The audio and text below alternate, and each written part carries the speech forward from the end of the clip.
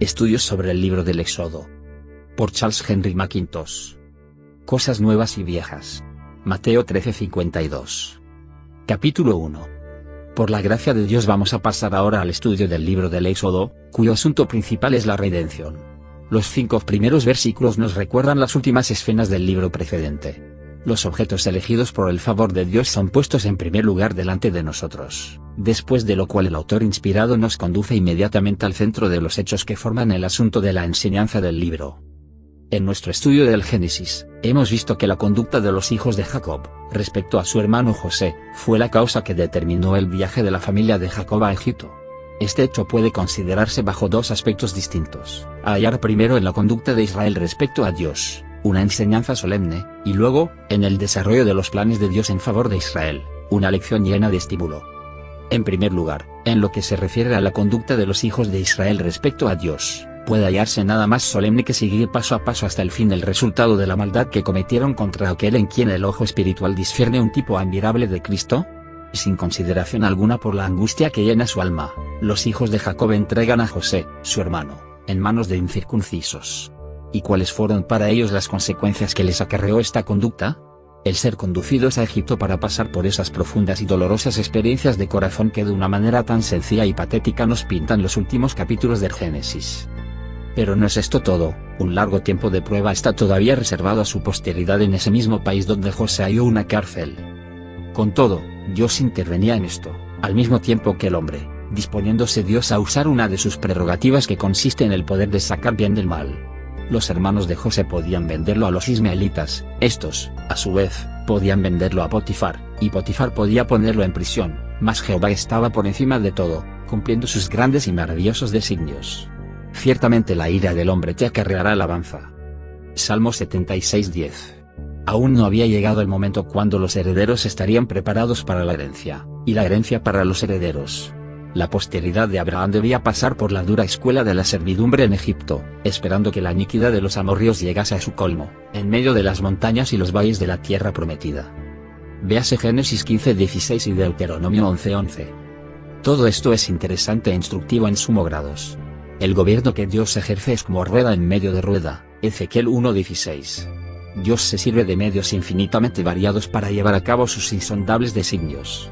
La mujer de Potifar, el copero del rey, el sueño de Faraón, la cárcel, el trono, la cautividad, el sello real, el hambre, todo está a su soberana disposición, y lo hace concurrir al cumplimiento de sus planes maravillosos.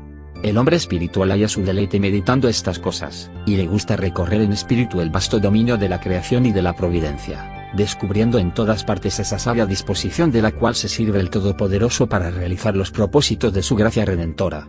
Es cierto que, de vez en cuando, se descubre algún rastro de la serpiente, alguna huella, profunda y bien marcada, del pie del enemigo de Dios sí. Del hombre, hallamos algunas cosas que no acertamos a explicar ni a comprender siquiera. La inocencia que sufre y la maldad que prospera pueden dar cierta apariencia de verdad a los razonamientos de los incrédulos y escépticos, mas a pesar de todo ello, el verdadero creyente reposa confiado en la seguridad de que el juez de toda la tierra, no ha de hacer lo que es justo. Génesis 18:25.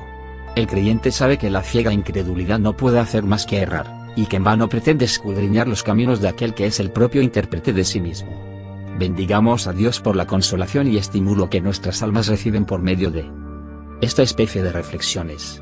Tenemos necesidad incesante de tales meditaciones mientras atravesamos este mundo perdido, donde el enemigo ha introducido tan terribles males y desórdenes, un mundo donde las tentaciones y las pasiones de los hombres producen frutos tan amargos, y en el cual la senda del discípulo fiel suele ser tan áspera que la naturaleza, dejada a sí misma, jamás podría caminar por ella.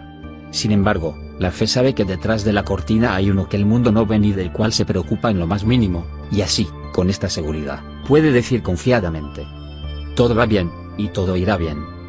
Las primeras líneas del libro del Éxodo nos han sugerido los pensamientos que anteceden. Mi consejo permanecerá, y haré todo lo que quisiera.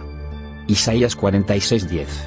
El enemigo puede resistir, pero Dios se mostrará siempre más fuerte que él, y en cuanto a nosotros, todo lo que necesitamos es tener la sencillez y el espíritu de un niño, que se apoya confiadamente en Dios y en sus designios. El incrédulo considera solamente los esfuerzos que hace el enemigo para contrarrestar los planes de Dios, sin tener en cuenta el poder de Dios para cumplirlos. La fe, Al contrario, dirige sus miradas a la omnipotencia de Dios, obteniendo así la victoria, y gozando de una paz constante. Ella tiene que ver solamente con Dios y su fidelidad, que nunca fracasa, no se apoya sobre la arena movediza de las cosas humanas y de las influencias terrenas, sino sobre la roca inmutable de la eterna palabra de Dios. Esta palabra es el santo y seguro asilo de la fe, venga lo que venga, el creyente permanece en este santuario de la fuerza. Y murió José, y todos sus hermanos, y toda aquella generación. ¿Mas qué importa? ¿Podrá jamás la muerte menoscabar en lo más mínimo los designios de Dios? Seguramente que no. Dios esperaba el momento fijado, el tiempo oportuno, para usar las influencias hostiles en el desarrollo de sus planes. Levantóse entre tanto otro rey sobre Egipto, que no conocía a José, el cual dijo a su pueblo: He aquí el pueblo de los hijos de Israel es mayor y más fuerte que nosotros. Ahora pues, seamos sabios para con él, porque no se multiplique, y acontezca que viniendo guerra, él también se junte con nuestros enemigos, y pelee contra nosotros, y se vaya de la tierra. Verso 8-10. Tal es el razonamiento de un corazón que no ha aprendido a hacer entrar a Dios en sus cálculos. Un corazón sin ser regenerado no puede contar con Dios. Así, en el momento en que Dios se revela, todos sus razonamientos caen en la nada, fuera de Dios o independientemente de él. Los planes y cálculos del hombre pueden parecer muy prudentes, mas en el momento en que Dios aparece en escena, su completa locura es plenamente manifestada. ¿Por qué? Pues, nos dejaremos influir por los argumentos cuya apariencia de verdad descansa sobre la exclusión completa de Dios. Obrar así es, en principio, el ateísmo práctico.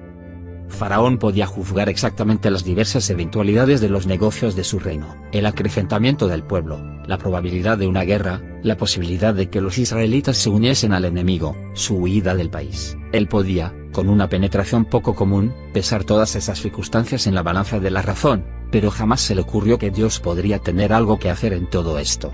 Este solo pensamiento, si alguna vez hubiese venido a su mente, habría trastornado todos sus razonamientos poniendo en descubierto la locura de sus planes. Es buena cosa que estemos persuadidos que siempre sucede lo mismo. El razonamiento del espíritu incrédulo del hombre excluye a Dios en absoluto, más aún, su pretendida verdad y su fuerza descansan sobre esta exclusión misma. La introducción de Dios en escena da un golpe de muerte a todo escepticismo e incredulidad. Si hasta que Dios aparece ellos pueden glorificarse, haciendo alarde de su habilidad, en el momento que la mirada apercibe el más pequeño reflejo del Dios bendito, se ven despojados del manto de sustentación, y es puesta al descubierto su horrible deformidad. En lo que se refiere al rey de Egipto, se puede decir muy bien que estaba en un grande error, no conociendo a Dios, ni sus inmutables consejos. Marcos 12:24-27. Faraón ignoraba que muchos siglos antes, aún antes de que él respirara por primera vez el soplo de vida, la palabra y el juramento de Dios, esas dos cosas inmutables, habían asegurado el rescate completo y glorioso de ese mismo pueblo que el faraón se proponía aplastar. Faraón no conocía nada de todo esto. Todos sus pensamientos y todos sus planes descansaban sobre la ignorancia de esta grande verdad, fundamento de todas las verdades, a saber, que Dios es. Él se imaginaba locamente que, con su sabiduría y poder, podría impedir el crecimiento de ese pueblo respecto al cual Dios había dicho: multiplicaré tu simiente como las estrellas del cielo, y como la arena que está a la orilla del mar. Génesis 22:17, y por esta razón todos sus planes y su sabiduría no eran más que locura. El mayor error en que un hombre puede caer es de obrar sin tener a Dios en cuenta. Tarde o temprano el pensamiento de Dios se impondrá a su espíritu, y entonces todos sus planes y sus cálculos serán destruidos. Todo lo que el hombre emprende, independientemente de Dios, puede durar a lo sumo durante el tiempo presente. Todo lo que no es más que humano, por sólido, brillante y atrayente que pueda ser, está destinado a ser presa de la muerte y a caer deshecho en polvo, en las tinieblas y silencio de la tumba. Todas las glorias y excelencias del hombre serán sepultadas bajo los terrones del valle. Job 21:33. El hombre lleva sobre su frente el sello de la muerte, y todos sus proyectos se desvanecen, porque solo son pasajeros. Al contrario, todo lo que se relaciona con Dios y se apoya sobre él, permanece para siempre. Será su nombre para siempre, perpetuarse su nombre mientras el sol dure. Salmo 72:17. Cuán grande es, pues, la locura del débil mortal que se levanta contra el Dios eterno. ¿Quién le acometerá en la cerviz, en lo grueso de las sombreras de sus escudos? Job 15:26. Si el monarca de Egipto hubiese intentado detener el movimiento de las olas del mar con su débil mano, habría obtenido el mismo resultado que pretendiendo impedir el acrecentamiento de ese pueblo, objeto de los designios eternos de Dios. Así, aun cuando él estableció sobre el pueblo comisarios de tributos que les molestasen con sus cargas. Verso 11, cuanto más los oprimían, tanto más se multiplicaban y crecían. Verso 12. Y siempre acontecerá así. El que mora en los cielos se reirá, el Señor se burlará de ellos. Salmo 2:4. Una confusión eterna reposará sobre toda oposición de los hombres y de los demonios. Esta seguridad da reposo al corazón, en un mundo donde todo aparece tan contrario a Dios y a la fe. Si no tuviésemos la firme confianza de que la ira del hombre le acarrea alabanza, Salmo 76:10, con frecuencia nos hallaríamos abatidos en presencia de las circunstancias e influencias en medio de las cuales nos encontramos en este mundo. Mas, bendito sea Dios, nuestras miradas no están fijadas en las cosas que se ven, sino en las que no se ven, porque las cosas que se ven son temporales, mas las que no se ven son eternas. 2 Corintios 4:18. Con esta seguridad, bien podemos decir como el salmista: calla a Jehová, y espera en él, no te alteres con motivo del que prospera en su camino, por el hombre que hace maldades. Salmo 37:7. Cuán claramente se manifiesta la verdad de estas palabras en el asunto que meditamos, así en lo que se refiere a los oprimidos como en lo que concierne al opresor. Si Israel miraba a las cosas que se ven, ¿qué veía? La ira de Faraón, los comisarios de tributos, un servicio riguroso, una dura servidumbre, argamasa y ladrillos. Empero las cosas que no se ven, ¿qué eran? El designio eterno de Dios, su promesa infalible, la aurora cercana de un día de salvación, la antorcha de fuego de la redención de Jehová. Maravilloso contraste. Solo la fe podía comprenderlo, como también solo por fe el pobre israelita oprimido podía volver sus miradas del horno humeante de Egipto, para fijarlas en las verdes campiñas y ricos viñedos de la tierra de Canaán. Únicamente la fe era capaz de reconocer en esos esclavos oprimidos y degradados al rudo trabajo de los hornos de ladrillos del Egipto, a los objetos del interés y del especial favor del cielo. Como era entonces, así es también ahora, por fe andamos, no por vista. 2 Corintios 5:7. Aún no se ha manifestado lo que hemos de ser. 1 Juan 3:2.2. Entre tanto que estamos en el cuerpo, peregrinamos ausentes del Señor. 2 Corintios 5:6. Si de hecho, nosotros estamos en Egipto, sin embargo, en espíritu, estamos en la Canaán celestial. La fe coloca el corazón sobre la potencia de las cosas celestes e invisibles, haciéndolo capaz de elevarse por encima de todo lo que pertenece aquí abajo, donde reinan las tinieblas de la muerte. Ojalá tuviésemos nosotros esta fe infantil, que se sienta cerca del manantial puro y eterno de la verdad, bebiendo a grandes sorbos esas aguas refrescantes que levantan al alma abatida y que comunican al nuevo hombre las fuerzas necesarias para avanzar en su carrera hacia el cielo. Los últimos versículos de este capítulo nos ofrecen una lección edificante, en la conducta de Sifra y de Fua, mujeres temerosas de Dios. Afrontando la ira del rey, estas mujeres no quisieron hacer lo que Faraón les había ordenado, y Dios les hizo casas. Yo honraré a los que me honran, y los que me tuvieren en poco, serán viles. 1 Samuel 2:30. Recordemos siempre esta lección y obremos de acuerdo con Dios en todas las circunstancias. Amén.